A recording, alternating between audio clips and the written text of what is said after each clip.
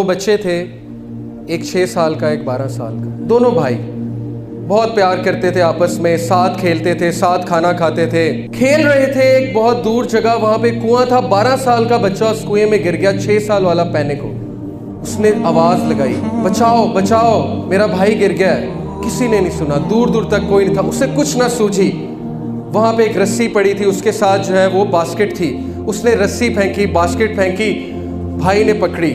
اس نے زور لگانا شروع کیا، لگاتا رہا حتیٰ کہ 12 سال کے بھائی کو باہر نکال دیا. دونوں بہت گلے ملے، بہت روئے، لیکن پھر افسردہ بھی ہوئے. کہتے ہیں اتنی زبردست کہانی، سٹوری آف کریج، کون بلیو کرے گا کہ میں اتنا کمزور 6 سال کے بچے نے 12 سال کے بچے کو کیسے نکال لیا. ہو ول بلیو اٹ. گاؤں گئے، جا کر اپنی کہانی سنائی کہ سنو گاؤں والوں، میں نے آج اپنے 12 سال کے بھائی کو، کین یو امیجن، آپ کا ایک چھوٹا سا بچہ آپ کو کنویں سے باہر نکال لے. Is it possible? کر کے دکھایا اس بچے نے. کہتا ہے کہ سنو گاؤں والوں، میں نے اپنے بھائی کو نکالا. گاؤں والوں نے مذاق اڑایا، نہیں ایسے ہی کہہ رہا ہے. کسی نے یقین نہیں کیا. انہوں نے کہا بیٹے مسٹیک ہے، تو گرا ہوگا، 12 سال والے نے نکالا. ایک بزرگ تھے، انہوں نے یقین کیا. He believed in them. He said میں تم پہ یقین کرتا ہوں. گاؤں والے آگے کہتے کیوں چاچا آپ کیوں بلیو کر رہے ہیں؟ کیسے کیا بتائیں. اس نے کہا بھائی کیسے کیا کیا، بتا تو رہا ہے کہ رسی پھینکی، رسی پھینک کے زور لگایا، باہر نکال لیا. کہتے نہیں یہ تو گپ ہے، کیا اس نے کیا. کیسے کیا چاچا؟ کہتا ہے سنو، جب یہ بھائی کو نکال رہا تھا تو دور دور تک اسے کوئی بتانے والا نہیں تھا کہ تو نہیں کر سکتا. حتیٰ کہ یہ خود بھی موجود نہیں تھا. یہ ہے اصل بات. حتیٰ کہ یہ خود بھی موجود نہیں تھا اپنے آپ کو کہنے والا، کیونکہ اس کی ساری اٹینشن کہاں پہ تھی؟ بھائی کو نکالنے پہ. خود بھی موجود نہیں تھا. سیلف بلیف، سیلف کانفیڈنس، یہ تھا صحابہ میں. ربیہ بن تمیمی، حبشی غلام، موٹے موٹے ہونٹ، پھٹی ہوئی چپل، پھٹے ہوئے کپڑے.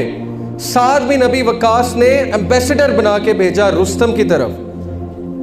پرشیا کی بیٹل ہو رہی تھی، کانکسٹ آف پرشیا، حضرت عمر کا دور. سعد بن ابی وقاص کمانڈر، ربیہ بن تمیمی کو بنا کر بھیجا، جاؤ اسے جا کر پیغام دو. رستم بیٹھا ہوا ہے گاؤ تکیے پہ، قالین پہ.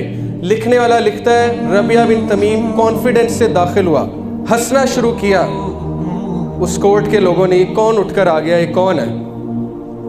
کانفیڈنس سے آتا گیا ربیہ بن تمیم. رستم پہ ہیبت طاری ہوئی. رستم نے کان میں پوچھا اپنے وزیر سے، ویسے بات تو سنو، کیا تم نے کبھی کسی حبشی غلام کے چہرے پہ اتنا کانفیڈنس دیکھا ہے؟ اس نے کہا نہیں. ہیبت طاری ہوئی اس کانفیڈنس کی وجہ سے. قریب آئے. رستم نے پوچھا why have you come here, کیوں آئے ہو یہاں؟ ربیہ بن التمیمی نے کہا I have come here to deliver justice to the people and to drive them out of your injustice. I have come here to give them the system of Allah subhanahu wa ta'ala. If you will believe it, we will leave you. If you will not believe it, we will attack you. اور Rustam flat ہو گیا. رستم کا نام آپ نے سنا افسانوں میں؟ Rustam flat ہو گیا اور رستم چپ ہو گیا اور ربیہ التمیمی وہاں سے مڑے اور واپس چلے گئے. کانفیڈنس، سیلف بلیف، کیا چیز دیتی ہے کانفیڈنس؟ یہ آیا کنتم خیر امت اخرجت للناس تأمرون بالمعروف وتنہون عن المنکر. میں نے تمہیں بہترین امت بنایا، خیر امہ بنایا. جب اللہ رب العالمین آپ کو کہہ رہے ہیں تم خیر امہ ہو، تم لیڈرز ہو، تم جو ہے چینج میکرز ہو، تم چینج ایجنٹس ہو، تو کیوں آپ اپنے آپ کو گرا کر جو ہے وہ ان لوگوں کو فالو کرتے ہیں جو ذلیل و خوار ہیں دنیا میں؟ کیوں آپ بالی ووڈ کے ایکٹرز کو فالو کرتے ہیں؟ کیوں آپ ہالی ووڈ کے ایکٹرز کو فالو کرتے ہیں؟ وہ تو ذلیل لوگ ہیں. ذلیل سے مراد ہے نیچ لوگ ہیں، وہ تو خودکشی کرنے والے لوگ ہیں. آپ کو اللہ نے لیڈر بنایا. لیڈر پہچانو اپنے آپ کو، اور اللہ نے بیسٹ بنایا آپ کو. لا الہ الا اللہ کو سمجھ لو، وہ ہے انشاءاللہ آگے آ رہا ہے، تو یو ول بیکم ربیہ التمیمی.